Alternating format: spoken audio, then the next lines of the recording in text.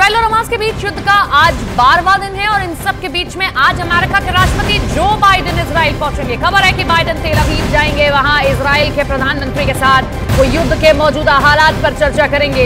Britain के प्रधानमंत्री ऋषि सुनक भी तेल अवीव का दौरा करेंगे। जानकारी के मुताबिक अमेरिका के राष्ट्रपति जो बाइडेन भारतीय समय के अनुसार दोपहर 12:30 बजे इजराइल पहुंचेंगे और 1:30 बजे अमेरिकी राष्ट्रपति और नेतन्याहू की तेल अवीव के होटल कैंपस्की में मुलाकात होगी। इस बीच बाइडेन के दौरे पर हमास की तरफ से तीखी प्रतिक्रिया सामने आई, जिसमें हमास ने तंज कसते हुए कह दिया कि बाइडेन इजराइल की झूठी कहानी में फंस गए हैं। इतना ही नहीं, हमास ने यह भी आरोप लगाया कि उसके लोगों की मौत के लिए अमेरिका ही जिम्मेदार है, क्योंकि उसने इजराइल का साथ देकर जंग की आग में घी डालने का काम किया। हमास का यह बयान बाइडेन के इजराइल दौरे से कुछ घंटे पहले ही आया। हमास के मुताबिक बाइडेन इस दौरे के जरिए इजराइल को हथियारों और पैसों की मदद करने वाले हैं। इसके साथ ही हमास ने आरोप लगाया कि बाइडेन के इजराइल आने से उसके हौसले और बुलंद हो जाएंगे, जिसके बाद वो गाजा के लोगों पर ज्यादा खतरनाक हमले बोलना शुरू कर देगा। हमास ने साफ किया कि अमेरिका की नीति सीधा फिलिस्तीनियों के खिलाफ है, क्योंकि उसके कदम से गाजा के लोगों को मारने वाले इजराइल को ताकत मिल रही है। हालांकि इजराइल ने पहले ही ये साफ कर दिया है कि वो फिलिस्तीनियों के खिलाफ नहीं है, बल्कि उसकी लड़ाई सिर्फ हमास से है और वो हमास को पूरी तरह मिटाने से पहले रुकेगा नहीं।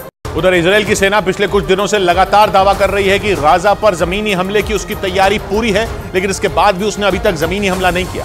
इससे सवाल उठने लगा कि इजराइल की सेना गाजा पर जमीनी हमला करने में देर क्यों कर रही है, क्योंकि कुछ दिन पहले ही गाजा के करीब इजराइल की सेना के सैकड़ों टैंक देखे गए थे। इसके अलावा कुछ दिन पहले ही इजराइल ने अपनी फौज को भी गाजा पट्टी के करीब तैनात कर दिया था।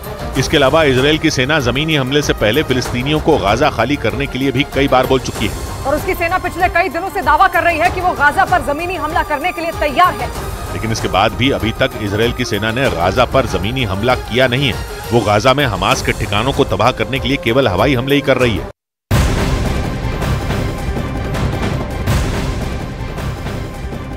गाजा में अस्पताल पर हमले का मुद्दा तूल पकड़ता जा रहा है। रूस और यूएई ने इस मामले में यूएनएससी की आपात बैठक बुलाने की मांग कर दी और इसके साथ ही लेबनान ने इस पर राष्ट्रीय शोक की घोषणा की है। तो जॉर्डन ने इसे युद्ध अपराध करार दिया है।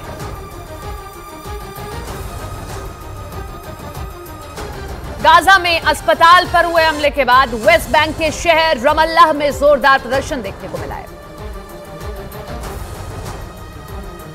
और वहां से सामने आए वीडियो में सड़कों पर चारों तरफ आक्रोशित लोगों की भीड़ नजर आई। लोगों ने अस्पताल पर हुए हवाई हमले की निंदा की और इजराइल के विरोध में जमकर नारेबाजी की।